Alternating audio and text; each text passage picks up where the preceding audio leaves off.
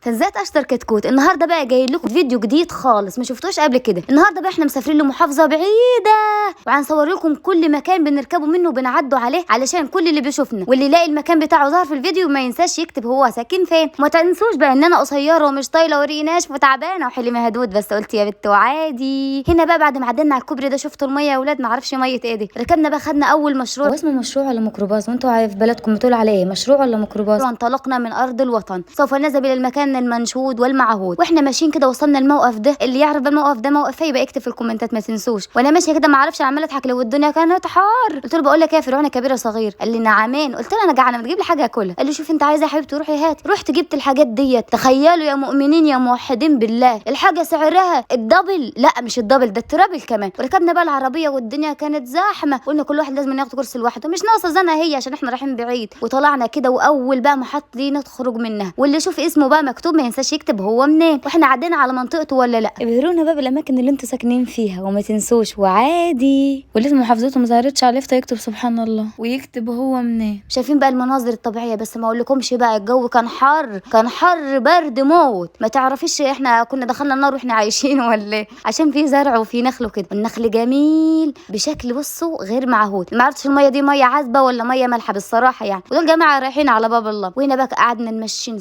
نصير ونمشي ونصير لحد ما وصلنا المكان ده. كان فاضل لنا محطه واحده ونوصلوا للمكان المنشود. اللي يعرف بقى الموقف ده موقف ايه ما ينساش يكتب لنا في الكومنتات. خدنا بقى كتكوت وقلنا ايه نسيروا بيه واحده واحده كده. وصلنا بقى البلد اللي احنا رايحينها، قريه بسيطه وقريه كده ايه من زمان يعني. ناس لسه في حياتهم البدائيه ما عملوش حاجه ولا اتطوروا لسه يعني، الحياه كانت على قدها. بس الناس هناك طيبين والناس متعاونين مع اي حد. وجبت جحا بقى ركبت على الحمار وسحبت بقى اقصد الفرعون الكبير الصغير.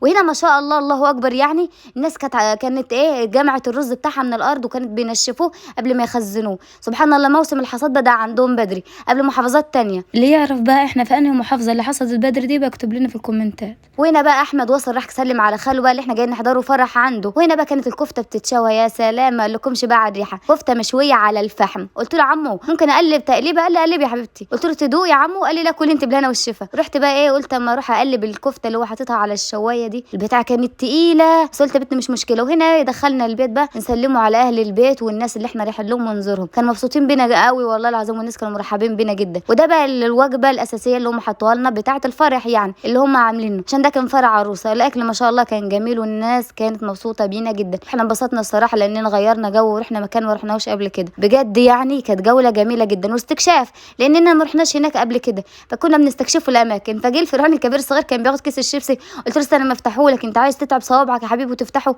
لا طبعا انا افتحه لك. شفت حنيه اكتر من كده. وده بقى الكابتن المنتظر، ما تنسوش بقى تعملوا له لايك. وهنا بقى احمد راح قال لازما وحتما ولابد ادوق العصير بنفسي اللي هوزعوه على الناس، افرض لا قدر الله في حاجه والناس تتعب يعني. قلنا له لا يا حبيبي روح ما انت الذواقه.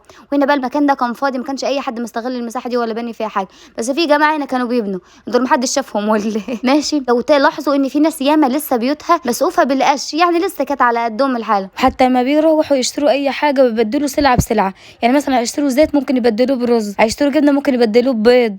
وده المسجد بقى بتاع البلد، كان مسجد بسيط بس كان جميل والله. وده الفرح بقى بتاع العروسه. اتفرجوا معانا واستمتعوا.